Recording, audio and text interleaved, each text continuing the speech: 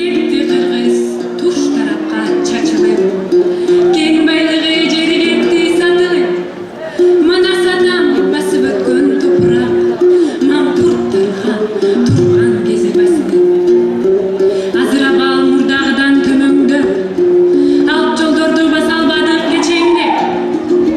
Атың нәзик, өзүң нәзик болсоң да, Курманжандын жолдоруна жетем деп. Өзүңүздү бүгүн тутамдатка эме. Өмүр жолун жатка жаттап бекемдеп.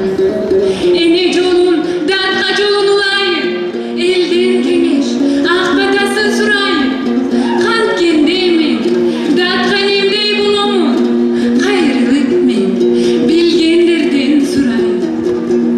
Мен Курманжан, болуп анда жалпыңа, мээрим менен саламымды сунайын.